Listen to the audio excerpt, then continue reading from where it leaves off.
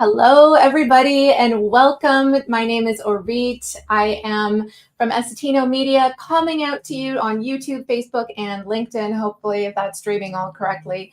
I'm so happy that you're here today because we have a special episode. We host these live streams every single month, twice a month actually, on Wednesdays on various topics. And it's all about creating profitable content, monetizing your business, monetizing your expertise as well, and ultimately creating a business that you love. So today we have a special guest who I met over 10 years ago. I can't believe it's been that long actually. And it was one of my first networking events. And he's actually one of the first few people that we connected with in our early entrepreneurial days. And I'm just so grateful that we stayed connected all these years because he's just so full of integrity, so generous with his wisdom. And I'll introduce him here in a second. But the topic for today's discussion is living in alignment with your values. And what this means. We're going to talk about what this means, why aligning with your values can actually be quite a powerful strategy for business growth and, of course, personal growth as well, to really help you create a life that you love and a business that you love. So, and by the way, personally, this is something that, living in alignment, it's something that I know intellectually, but when you're trying to do this on your own, it's not that easy to put into practice, and it takes so many reminders, constant reminders. So we'll talk about that too. And we'll both give you some practical takeaways here. So let me introduce today's guest. Cal Misener is a consultant, certified leadership and executive culture coach. He's a facilitator and international speaker as well, who is really, truly passionate about helping individuals and organizations achieve alignment between what is important to them personally, the work that they do, as well as the impact that they want to make. And Cal is also the author of a best-selling book called The Freedom Framework, which helps people align their passions with their profession. And his mission in life is to help others create a life that they are madly in love with. So the perfect guest for this episode. Cal, welcome to the show. About today's conversation. So you cut out there. Can you say that again? I said, thank you for having me. I'm excited for today's conversation. Oh, wonderful. Likewise. Well, let's start off the discussion by going into what it means to live in alignment. Wow. It's a deep topic, but I'll start, and this might seem overly simplified, but literally, to me, alignment is doing more of the things that you love. Sorry, time to get up. More of the things that you love and less of the things that you don't, right? And that sounds, again, it may sound oversimplified, but I know I've lived this, and a lot of people I work with fall into this category where you start to do things that society thinks you should be doing, or that your parents think you should be doing, or, you peer pressure, and before you know it, you're thinking, I'm living a life, but it's not the life that I want to live because I'm living it on someone else's terms. So, and I think this applies to me to work as well, right? Is like the work that we do, the impact that we want to make. Yeah. Are we doing what fills us up, what really lights us up, sorry, or are we doing what we think we should be doing? Mm.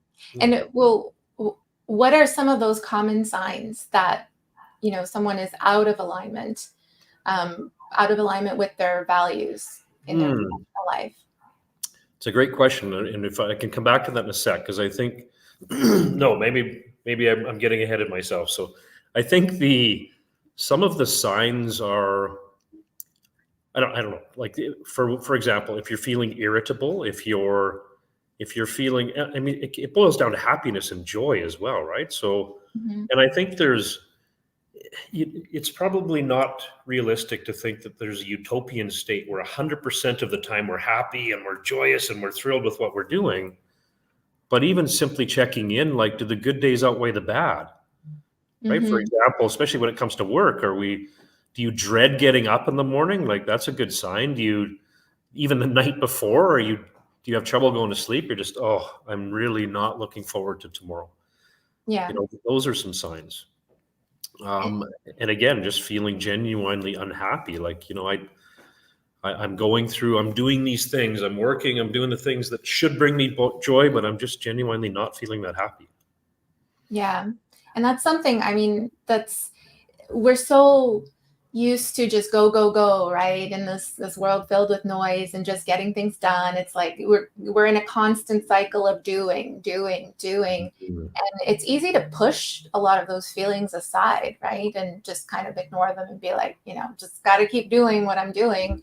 But I imagine, at some point you're going to hit a wall. You're going to hit something where it's like, I can't keep doing this anymore. Yeah. I can't keep going this way. And so when someone gets to that point, like, because we're talking about living in alignment with values. So Mhm.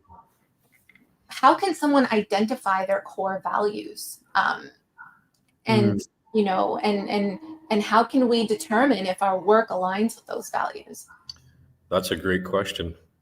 And you ask good questions. And again, there's probably there are deeper answers to come across. But I think back to, you hit a point that you touched on, a point where many of us, we get so busy doing, and we don't stop to ask ourselves, like, what do I truly want? What is important to me? What are my values, Mhm. sorry, what are those things that I hold dear? Mhm. And I think that, in my view, has been, I know personally, one of my biggest challenges. And again, in working with many others, is we often don't take the time to stop and ask what's important. I Yeah. had one of my mentors said to me years ago, and it's always stuck with me. He said, if you're clear on what you want, I can almost guarantee that I can help you get it. If you're not clear on what you want, I can almost guarantee I can't help you get it.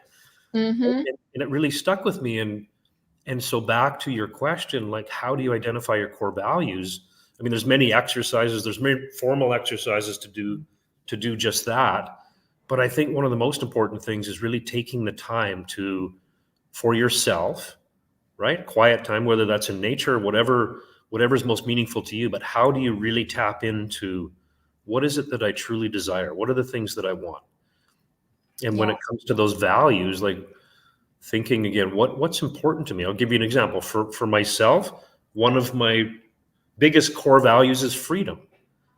And Mm. so now that I know that, everything that I do, I can filter through that lens. I'm like, this particular project or this job or this customer that I'm working with, is it going to feel constraining to me, or is it going to feel like freeing?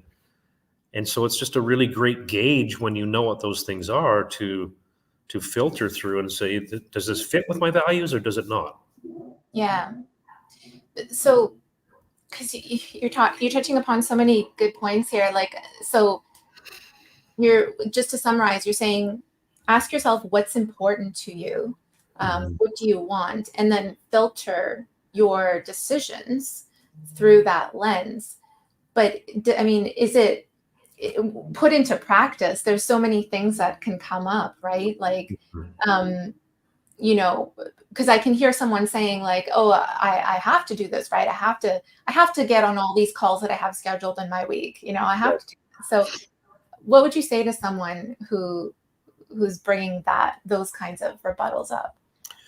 Yeah. And that's back to what I was saying earlier, where, I don't know that there's this utopian state where 100% of the time you love everything that you do every moment of the day.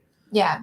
But I do really believe in the Pareto principle, or the 80-20 rule. And that is like, the majority of the time do I get to do things that light me up. And some of the times I have to do things that I'm not quite as excited about. Yeah. So I think the other thing when it comes to work in particular, to your point, I have to do certain things. Now, every situation is different, right? Whether you're a business owner, an employee, an entrepreneur, an infopreneur, but I still believe there is a way to structure things so that you can do more of the things that light you up and less of the things that don't. Mm-hmm. For example, if you're a business owner, and this I had to learn the hard way as well. When you own your own business, you typically wear many hats. In fact, to start out, you wear all the hats, right? Yeah. You're the salesperson, the marketing person, the ops person. You're all of it. And over time, ideally, if you grow, you can start to ask yourself, okay, which of those hats do I prefer, and which ones do I not like, are not my favorite? And the greatest way to freedom, and you mentioned my book, The Freedom Framework, I write about this, is in my view, freedom in that context is building a team, is surrounding yourself with people that love to do the things that maybe you don't love quite as much. Mm. And then the cool thing about that is you can create this real win-win environment where, as a leader, I get to do the things that excite me, and I get help with the things that I'm not quite as excited about. But the person doing those other things, like, those are the things that excite them, right? It's a real win-win. Yeah. Yeah. That's how you can, you are in alignment with your values, but you're creating a team that still fulfills what your business needs, because your business needs and your personal needs are different. Absolutely. Yes. Yep. I just want to head over to the comments quickly and say hello. I know we have some people watching here. Tracy, good evening. Thanks for tuning in. And we have Lenny, hello. Suzanne, hello from Calgary. Suzanne's on a road trip in Alberta right now. Oh, Cal, she's the SEO website. Yeah. Suzanne, we'll chat. You two should connect. Yes. And I know Jules in the chat as well. She's saying here, at my last job when I was working as a claims clerk in insurance, I dreaded waking up every day, having to go to work. Mm-hmm. Yeah. That's it. There's definitely something in there, right? That your work is not in alignment. I'm sorry to jump in there, but go for it. On that note, I really do believe we have an epidemic of people doing work that they weren't meant to do. And I think the single biggest cause of that, Auret, and you touched on this, I think, is it's typically financial, right? It's like, I hate what I do, but I have to pay my bills. I have to pay the mortgage. I have to pay my rent. I have to eat. Right? These are all completely valid things that we have to do. But again, I believe that, and sometimes it takes time, right? Like it takes time to align the things. You got to be clear on what you want, like we discussed earlier. Yeah. But then how do you slowly over time? Maybe it's not overnight. Maybe there's not the dream job per se, but even in your current situation, for example, I believe it comes down to themes as well. In working with literally hundreds of people over the years, there's a different theme. So some people like problem solving, some people like teaching, some people like connecting, and so, when you can get in touch with your theme, the types of things, because again, maybe it's not the perfect job per se.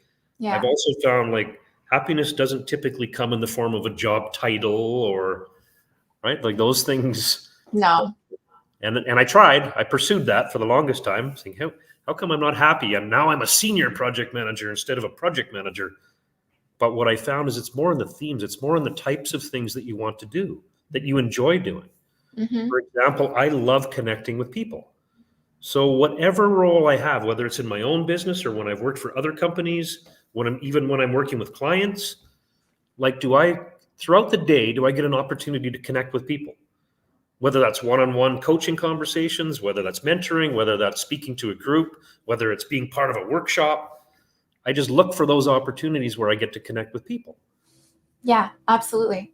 And it's really kind of that simple. Like, that brings me excitement and brings me joy. Now, do I still have to do my taxes and my books and data analysis and some of the things that I don't like quite as much? Absolutely. But I get to fill my cup with some of those things that I enjoy. I think even before the step of you got to name what you want, I think if you don't necessarily know what you love or what lights you up, it comes down to awareness, like paying attention to what does light you up, paying attention to what gives you energy, and paying attention to what depletes your energy. I was reading a book by Jada Selner. It's called She Builds, and in the book she talks about doing an energy audit, and throughout your week, making a list of every single task that you do in your week. And I know this can sound like overwhelming, but you can just do it in time blocks. From this to this, you can make notes. I did this. And then you would note whether it gave you energy or it depleted energy from you. Mm-hmm. And there, it's really interesting, like throughout, what you see at the end of the week, how clear cut things are. It's like, oh yeah, these types of calls deplete my energy. Mm-hmm. These tasks over here give me energy, So, I think it comes down to identifying those things, and just paying attention to what you enjoy most. Like, I'm just gonna, you gave a great example, but as you were talking, I thought of an example as well, my own, because you were saying you kind of, it's not going to necessarily happen overnight that you're just like living in alignment with your values. It's a process, and it can happen over time. What can you do along the way? And I know when I was working my 9-to-5 job, I knew that, I love to sing and I love to be creative and designing and doing all these things. So those were like the first few seeds of me like starting that while I was working at that 9-to-5 job. I wasn't able to fully transition over because of the financials and what you were talking about earlier. But it's just like through having those first seeds and continuing to water them, that it eventually sprouts into the day where you can make that transition into living in full alignment. I couldn't agree more. And another thing that comes up as you're speaking is, I think the challenge that many of us face is back to, what my mentor had said, we just don't know what we want. And, I think about way back to high school, right? My guidance count, like, I never had a discussion. Nobody in my life said, Cal, what are you passionate about? What excites you? How can we help you do more of those things? I've never had that conversation, right? That's why I'm so passionate about the work that I do now, because I never had that opportunity. And I think most of us have not. Yeah. And so, the traditional conversation when it comes back to the guidance counselor is, oh, you had really good marks in physics. Well, then you should go into this profession. And I'm, yeah, but I hate that profession, right? Yeah. Or the thought of that doesn't appeal to me. So I think that's one of the bigger challenges is we don't get asked that question. What does light us up? Mm-hmm. So, so it's a great point. And to another point, it's iterative, right? It changes over time.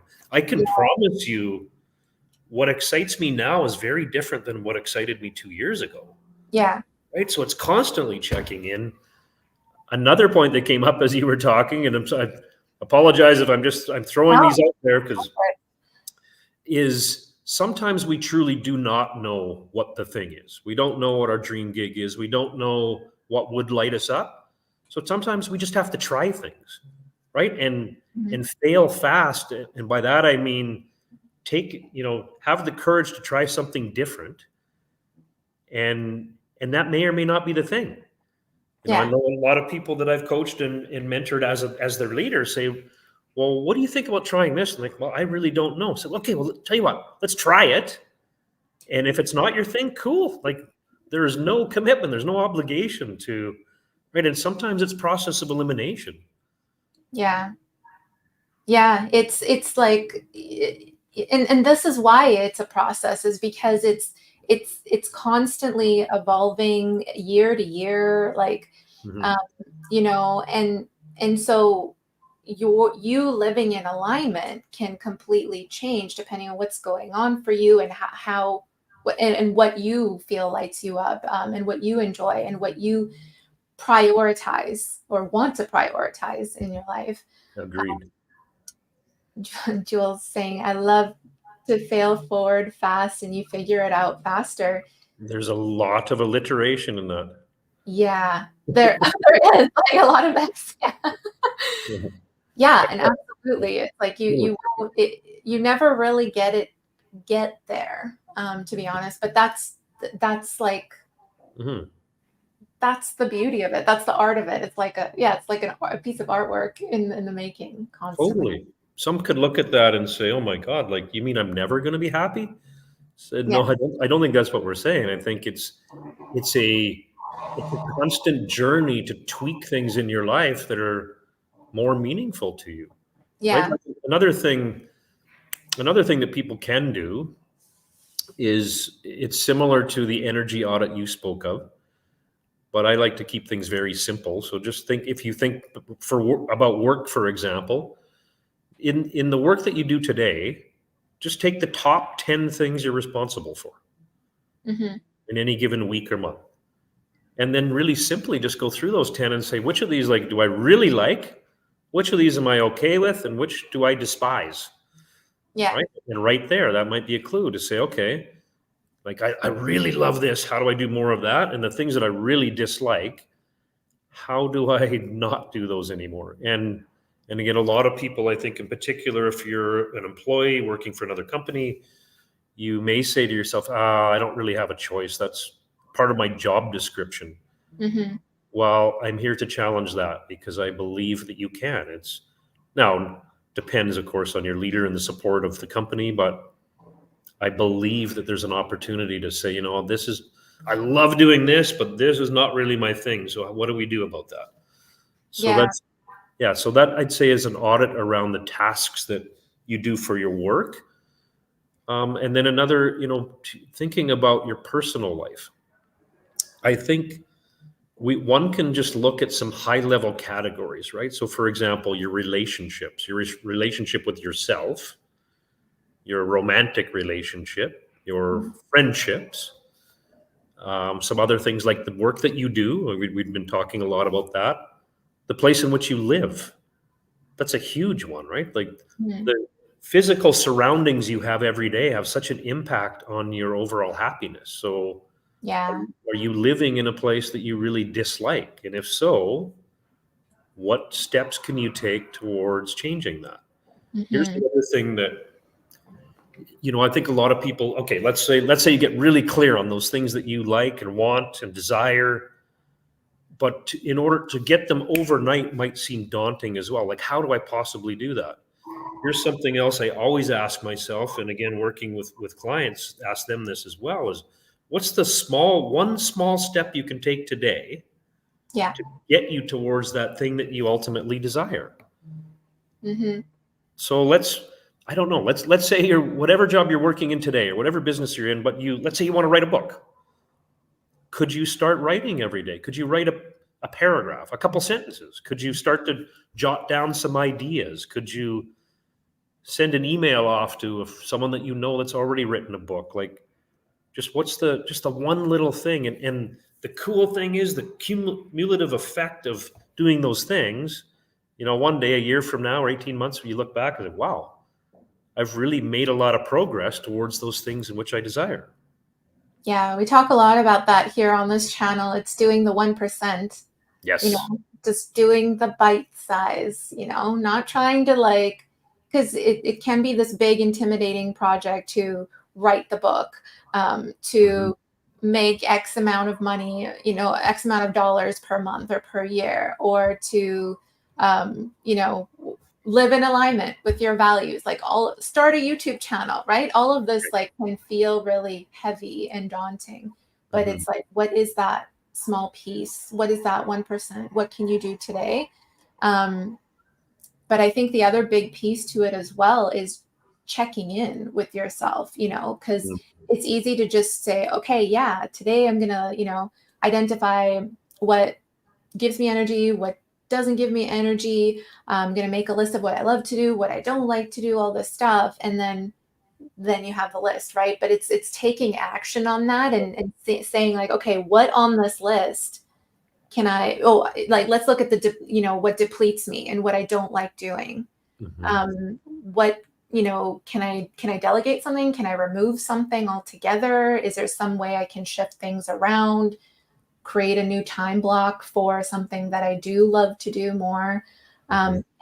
Checking in with yourself. Is that something that you do with let's say yourself or your clients as well, is just is it weekly or monthly? Like what's your process in terms of checking in to make sure you are living in alignment with your values, at least taking like steps towards that? 100%. So what I do for myself is I look at the week that's coming up and say, okay, what are the things that are most important to me? With the intention of continuing to create a life that I'm madly in love with, right? Like what's the one thing, if I did that this week, that would just really feel like a step towards those things I truly desire? Yeah. And then making sure that those make it to the top of the list, and I don't mean just on the list, but not taking action, to your point. Yeah. I mean, those are the things I do first. Yeah. Right. There's this whole idea of urgent versus important.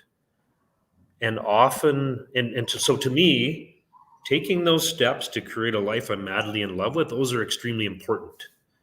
Right. But sometimes urgency takes over. By that, I mean, whatever it is, the operational fire of the day at work, the paying your bills, a family situation, whatever it is. And those are urgent. So you need to drop everything and focus on those.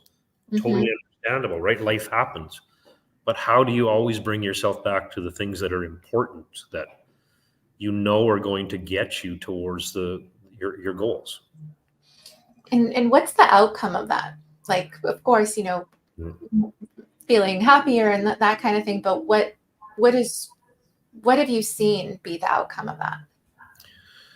Well, it truly is happiness. I think and that may sound cliche, and happiness is a broad term, right? But that's what it leads to. Is, I mean, in the context of business growth, let's say.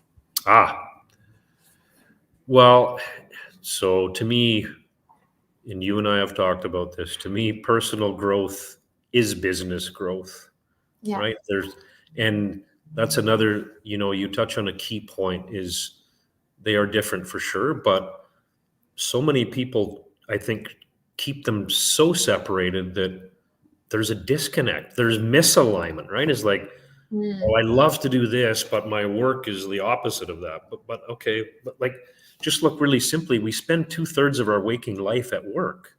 Yeah. If we're back to, I picture this wheel, and you've got your relationships and where you live and the work that you do and your hobbies and your passions. And if in particular work, if you really are not happy with the work that you're doing, it has such a negative impact on every other area of your life. Right? So work's a big one. It's one of the biggest ones. Yeah. In my view. Now, something I also have been speaking about lately is I'm someone who I really do need to find purpose and fulfillment in the work that I do. Otherwise, I just feel out of alignment. I feel I can't just go to work and collect a paycheck and feel good about that. Now, some people can. Some people, and one way is not right, one is not wrong. But what I've really become present to, and it's cool to know this about yourself and know this about your clients as well, is some people, that real, like the deeper fulfillment, they seek outside of work. You gave the example, and on occasion you've found a way to blend the two as well, but you gave the example of your singing and performing and your creativity. Yeah. Right? Some people might go to a job and say, and just be really clear, like, you know what, this does not completely align with my values, but I'm okay with that because this is a means to get me towards the things that do bring me joy. Yes. Like singing, and that's cool. But back to, I still believe, even if it's not important to you at the core, because you spend so much actual time at work doing work, it's important, I think, to enjoy it to some extent. Yeah. Otherwise, again, it can just have such an impact on the rest of your life. I've shifted more into, because I used to be obsessed with time management and productivity and all this Right. stuff, right? I mean, I still am. I have, my agenda and I'll do time blocking and Yes. stuff.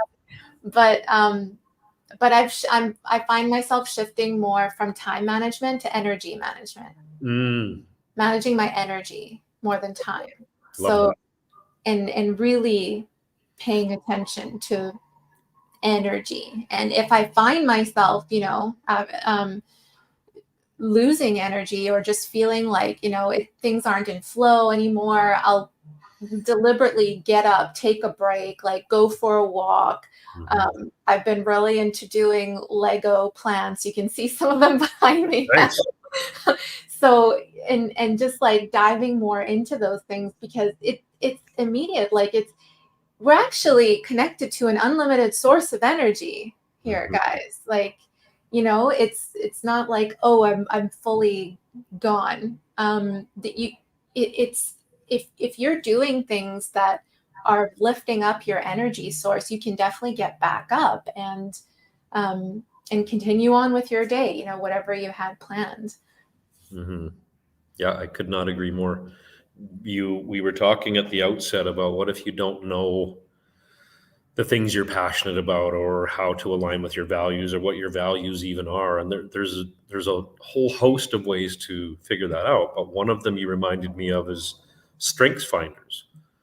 Right. And I love in the description of, looking for your strengths or your passions or the things that light you up. Yeah. What I love about their description, because there can be things that we're actually really good at, but absolutely do not enjoy. Yeah. Right? That's true. Like I'm pretty good at data analysis if I need to do it. Yeah. But I'd rather have a screwdriver shoved in my eye than do it. So, not necessarily what you're good at, it's what you enjoy. Yes. Correct. And so very specific to their description is, what are those things that bring you energy versus take it away? Yeah. Right. And that's another great, you also asked at the outset, how do people know if they're not in alignment? That is another great indicator. If it's just like, you just feel drained and like, you know what, I could really need a nap right now because it's just sucking the life out of me. Yeah. And I find, once you do spend more time in that space of doing things that you enjoy, that give you energy, I've experienced this myself. I don't know if you've experienced it, Cal, but like things just seem to fall into place easier in business, in the business side of things. Like because when you're running decision making through your values, like you know that, let's say, creativity is a huge value for you. Like for me, I'm speaking for me. And if there's something that's on my plate that is just not, there's no creative juices in that whatsoever. Like it's easier for me to make a decision in terms of like, not necessarily like, oh, okay, I'm just not going to do it, but to be aware that, this might, I have to prepare myself because this might take a little bit more energy out of me to do this, or, I can pass it off to someone else. It's just, it makes it more clear cut. And so when you're spending more time doing those things that you do love, it's easier to get into a state of flow. And when you're in a state of flow with doing your work in your business or at your job, you really can bend time in a way, right? Like you can get things done a lot faster in a shorter period of time because it's just like you're downloading it. 100%. Another thing that I do for myself is being cognizant of those things that bring me energy versus takes it away.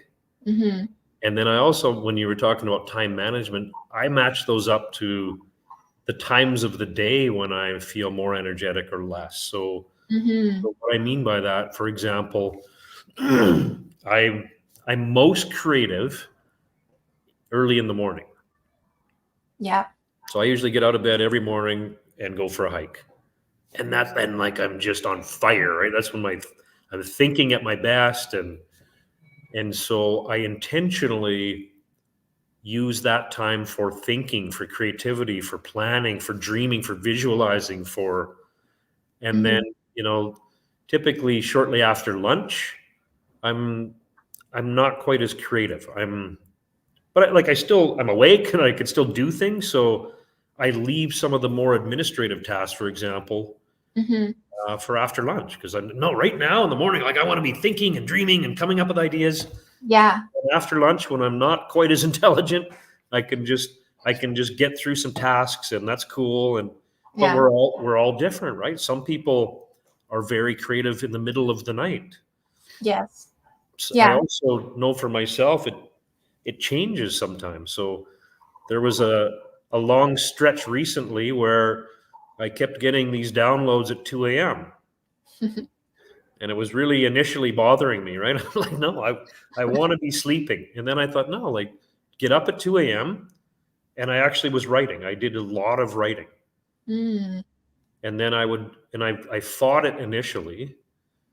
And then I thought, well, I'm awake. There's no point fighting it. Like, just do it. And so I would write and usually write for an hour and a half, and then fall back to sleep.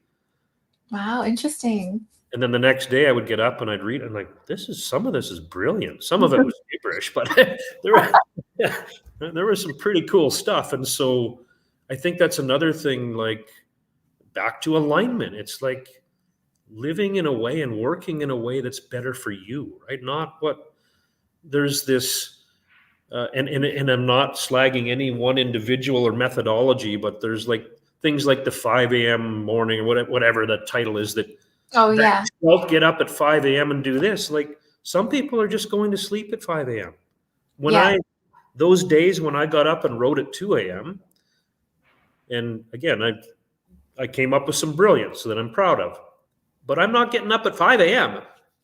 Not after Oh, having been up at 2, right? So it's different. Yeah, it's different for everyone. And having this conversation with you is like talking about human optimization. Like it's really mm, about like being mm, aware of like tuning in to yes. what works best for you, what feels good, what is Mm, working, when are you most creative, when are you in flow, like really asking yourself those questions. But if you don't know the answer, like just running an experiment on yourself and totally. tuning in, paying attention to those things.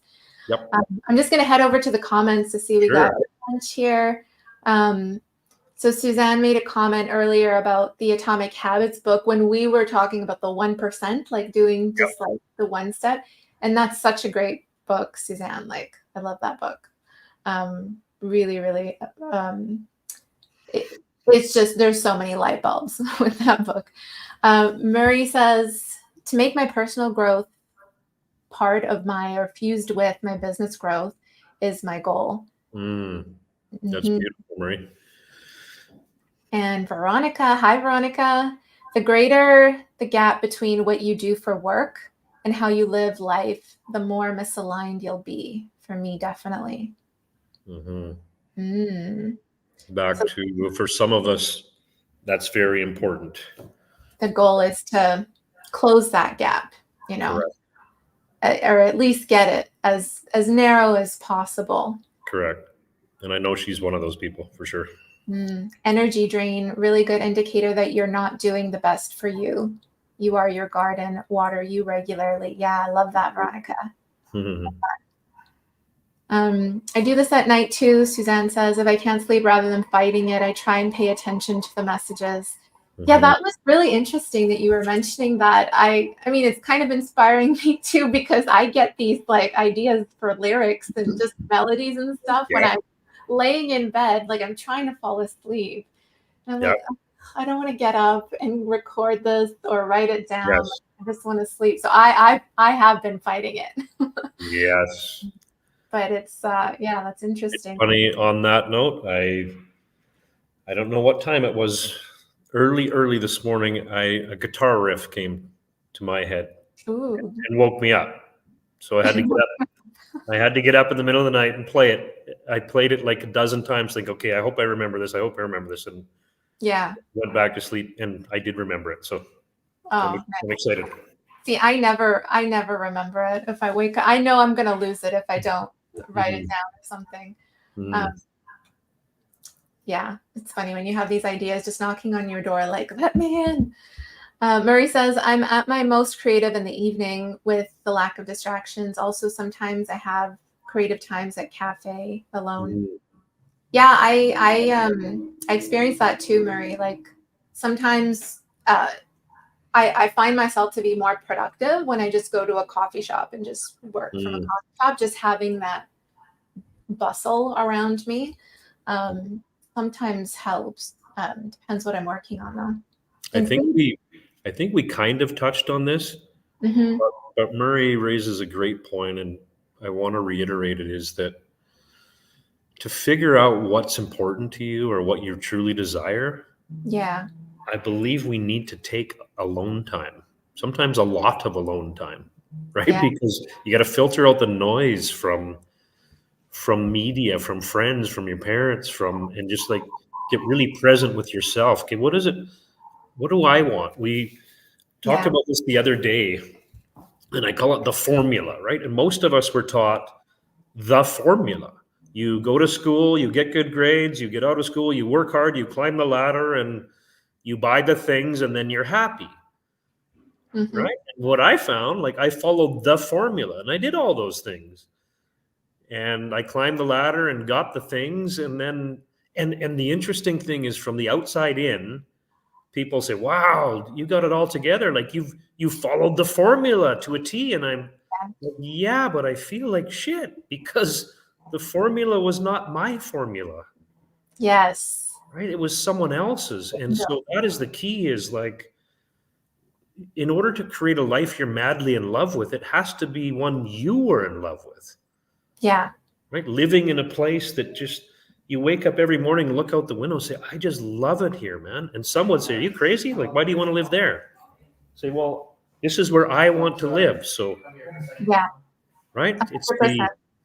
like it's creating your own roadmap for happiness. Say, these are the things that I want to do. That and the other thing with that, though, like, it takes alone time, I believe. It takes time to really, this is one thing I do a lot of. And also, it's back to the walking for me. It's going to be different for others. Some meditate, some swim, some do it better when they're swimming. Yeah. For me, walking. And so, we've talked about this lately, saying, well, going for a walk seems frivolous when I have all these other things to do. It's like, yeah, but in order to get clear on what I really want, I need alone time, and for me, walking, when I'm physically moving and my blood's pumping, and that's when I get that clarity. So it's not frivolous at all. It's actually the most important time. How do you, if you don't identify those things in what you want, then how will you ever get there, right? What I've come to learn is achieving the things that you want in life actually relatively simple once you know what they are, right? Because when you know what they are, you can always figure out the steps that you need to take. Yeah. But if you don't know what that is, if you don't know what the things are that you desire, it's really difficult to figure out how to take steps towards them. Well, I think that part of the confusion is the formula, right? The formula that everyone's supposed to follow. And it's like, there's confusion because you feel like you are supposed to go in that direction because everyone is rewarding you for it. Society is rewarding you for it. Yes. And so, and we doubt ourselves. Like we doubt, like, oh, like, is that weird that I don't want the managerial position, or I don't want to go become a doctor? Hello, that's my story. And I just want to go become a singer and like have my own business, design agency, all this kind of stuff. Like, it's hard to trust yourself, you know, especially in like earlier in the years, like you don't know necessarily, like you're listening to a lot of other people, you know, so Yeah. it can be really tough to listen to that voice. But Mm. if you're taking anything away from this live stream, we're urging you to listen to Mm. that voice, to really pay attention to what you love, what lights you up, what enjoys you, so you could take small steps to incorporate more of that in your life. And I think the other thing that you mentioned that I wanted to touch upon too is you're saying like going for a walk seems frivolous, and it's like I've experienced that so much. Like, this is why it was really hard for me to prioritize working on my music. Mm-hmm. I, I need to make money. I need to work on my business. That Yes. is priority, right? So it was really hard to like find the time to work on music because it seemed frivolous, right? Mm-hmm. So how do you? What's your advice in terms of like, I guess training yourself Mm-hmm. to believe that these things are, that they're the most important, because that is what lights you. Yeah. So there's a lot in there to unpack, but I think I'm going to completely contradict myself now. So early on, I said most of us don't know what we want, or we're not clear on those things that we desire, and therefore we can't get them. Mm-hmm. I'm going to say something now that's completely contrarian to that, but I believe is also true. I think most of us deep down inside, like really deep down, we all know what we want to do. Yeah. But to your point with the formula and the conditioning, it's hard to believe that little voice. Mm-hmm. And so I think that's a key thing is if something keeps coming up, if you keep hearing it within yourself, there's probably some merit to it. Yeah. Right? Like I want to be a coach. I want to be a speaker. I want to write that book. And then I think you'll find, I know I do, then the mental chatter yeah, but how are you going to make money at that? That's right. You just alluded to that. Yeah, but that's not going to pay the bills. And okay, like another key thing I think is, and this is not easy. It took me a long time to figure it out, but being able to distinguish those two, right? Being able to distinguish what my heart is telling me, or the little voice deep inside, versus all of this chatter.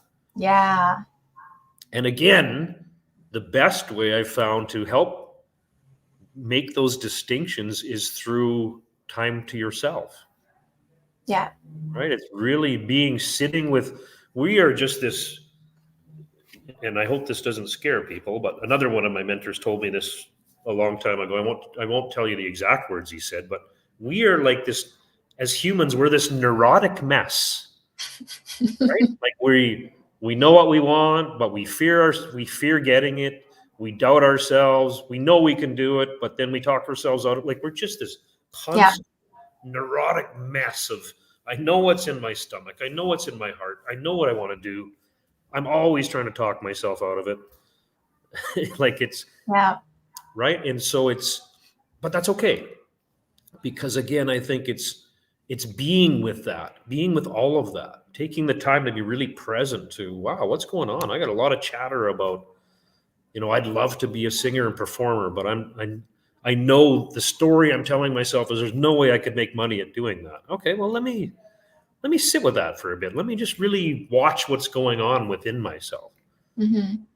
So I think that's just really important as well to, again, we all know, I think at some level, and even if it's just an inkling, right? I think I want to try this. Okay. Yeah. Then how do you, again, take little steps towards that thing? Yeah. Tuning in. I think someone else called me recently, one of my good friends, and said, I think you should write a second book. And I said, oh, cool. I've got an idea right now I'm working on, but tell me, what are you thinking? And he said, it's about manifesting. And I'm like, oh, okay, tell me about that. And he said, well, you seem to have really created some things in your life that you're aligned to, that you love, that you've created a life you're in love with. And I never ever really thought about it in terms of manifesting, as that's a term that I believe is overused and it's kind of nebulous as well. But back to a key point I think we touched on earlier is like, it's one thing to visualize the things that you want in life. And then combined with these small actionable steps, that's how you really, I think, get the results that you want. And a lot of people miss that part, right? It's like, but if I just keep visualizing, if I just keep thinking it, it's going to come to fruition. In my experience, not so much, right? It's like, it's also talking about our humans as being complex. What I've been thinking a lot about and practicing for myself is listening to my heart, listening to that little voice inside about the things that I desire, and then engaging I call it my project management brain, right? And it can be busy and it can be very analytical and it can be very task orientated and very time managerial, and which is all awesome if it's aligned to what I truly want, right? I don't want to leave it up to its own devices, because who knows what it'll get up to, right? But I find it pretty powerful to say, this is something I really desire, and now give my mind the permission to go work on figuring that out. Yeah, put that analytical mind to work for you on what you love to do, on the things that matter to you most, right? Totally. Delegate it to the analytical mind. Exactly. Veronica mentioned something interesting here, writing in the dark. I've never tried that before, Veronica. Sounds interesting. Hey, Roland, how's it going? He's mentioned morning is my best time for working. Absolutely. I think that's for me too, but it has changed. Like it's changed a lot. Like I feel like it's still going to keep changing. But right now morning is my time too. Mary says, true, make your own creative environment, whether it's your simple apartment, cafe, park, or an area of the city. Yeah. Like we've talked a lot about environment on this channel.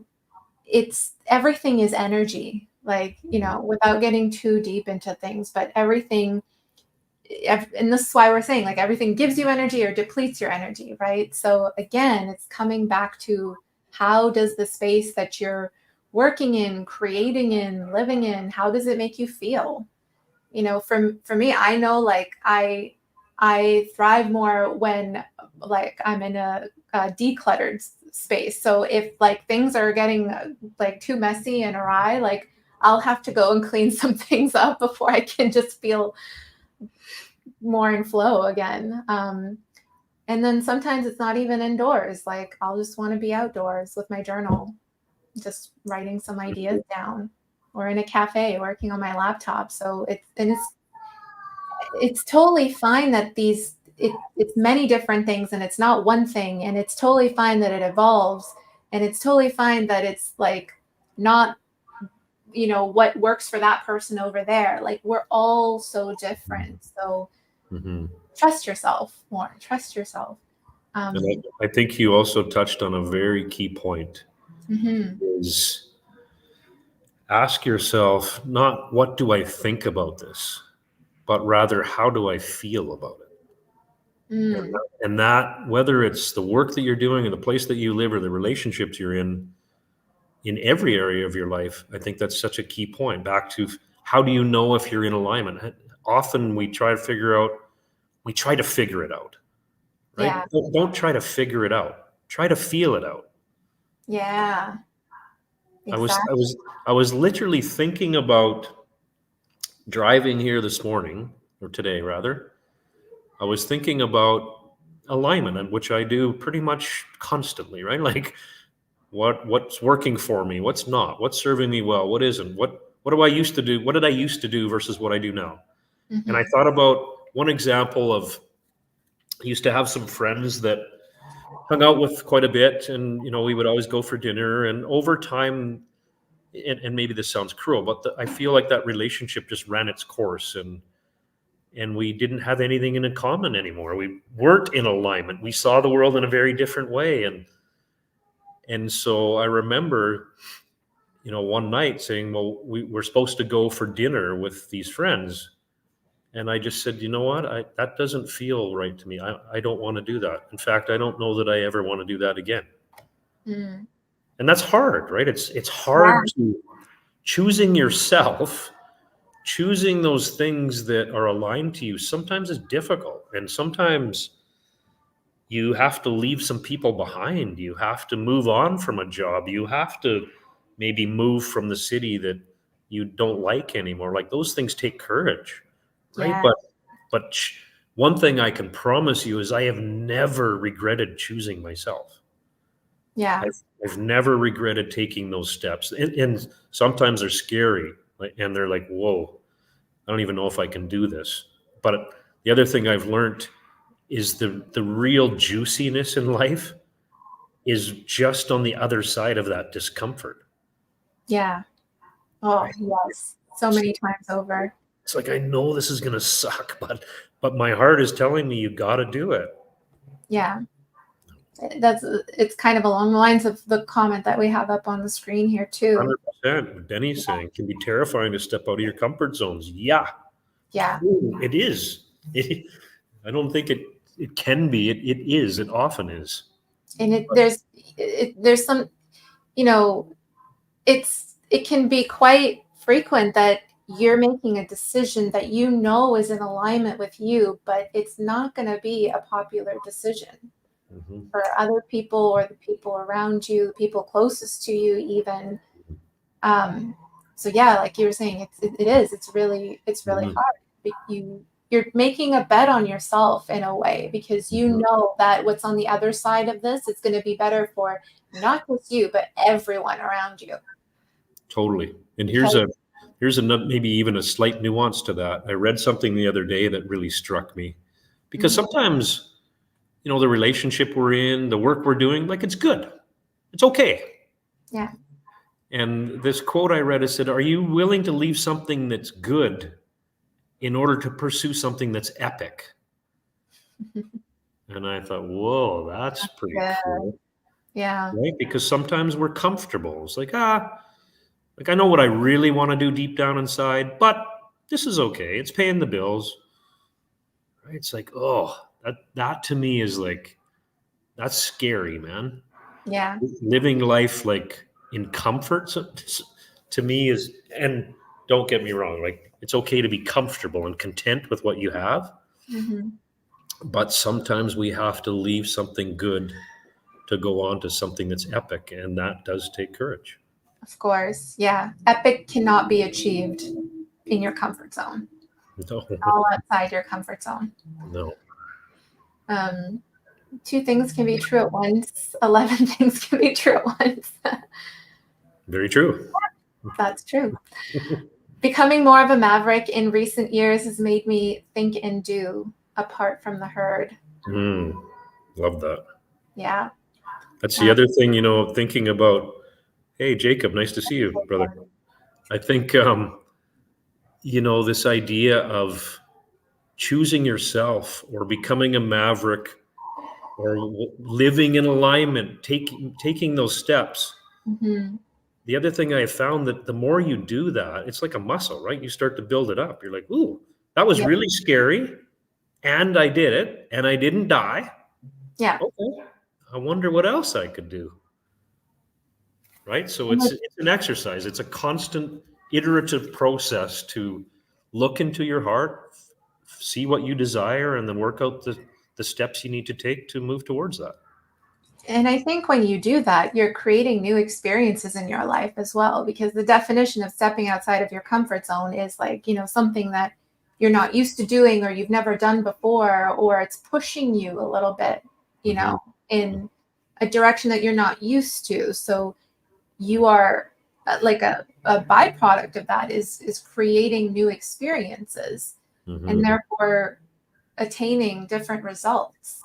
And Mhm. so just coming back to the business side of things as well, because I know a lot of people who are watching this, they want the business growth strategies and how this ties into business, but it's, you got to do something that you've never done before in order to achieve different results. And so this is part of it, right? It's like shifting your time, your life, the time that you spend in your life and your business more into those things that you're not used to, but that give you that good stuff that you enjoy, that you love, that align with your values. And, seeing, like, living in that space and seeing how what outcomes come out of that, what results come out of that. And, if that's, you'll start to see that it is going to be living more of a life that you love. But it takes a lot of work. It takes those 1% baby step moves, like we were talking about earlier. There's I mentioned I get these downloads. Sometimes at 2 a.m., sometimes it's on my hikes in nature. But one that's been coming up for me a lot lately is the time is now to be bold. Right? And just what that means to me is we've only got one kick at this, right? We in terms of alignment or pursuing the things that we desire or creating that life we're madly in love with, like now's the time. If not now, when? Yeah, exactly. Right. And do you let another month or year or 2 years or 10 years go by and say, ooh, I really wish I would have pursued that, or I really wish I would have done that in my business, or right? Like that's the time is now to be bold. It's always now. Jacob saying living in alignment is never ending. It has to be worked on again and again. Yeah, we were saying that earlier in this live stream. It's gonna keep evolving too, because your values evolve and what you enjoy doing most evolves, and where you want to spend more of your time totally changes as you go on in this journey called life, right? So it's the constant process of coming back to it. But the key is to prioritize coming back to it, because it's so easy to let it slip alongside everything else that we have to do in our life, in our business, right? Suzanne calls it jumping off a cliff. It's scary, but how else will you learn to fly? Agreed. 100%. And Jewel quite literally jumps off of things very, very quickly. And it, like, because it's an act of pushing, a very extreme act of pushing yourself out of your comfort zone. But it's like with every time that you're doing that, there's something you learn about yourself, and that's the juiciness. That's where you can take that and use that in all areas of your life. Your return you want from your business has to be provided. The return you want for the 3 currencies of life. Okay, time, energy, and money. Yes, currencies of life. And to me, it's important that you look at them in that order to help find alignment. I agree. I totally agree. Money is a currency, and it's an important one because that's often what puts food on the table, but it's only one currency. So. Oh, yeah. And I've started looking at, we talked about this earlier, I've started looking at energy as a huge, huge currency. Yep. I mean, Good, thank you. We rented this room from 6 to 8 o'clock. Okay. Feel free to take a few moments. I'll be out in about 5. Thank you. I'm getting the axe from my conference room here. Oh, okay. All good. I have a few minutes for sure.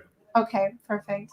Well, Cal, we can wrap this up here, but before we go, is there one last piece of advice that you'd like to give those who are watching on this topic of living in alignment with your values? What message would you say?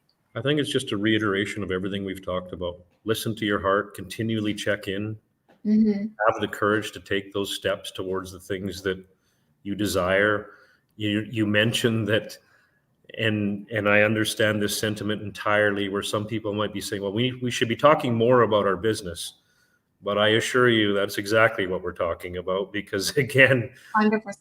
I think business growth is personal growth and vice versa. And listening to your heart, creating your own formula that applies to every area of your life, including your business, right?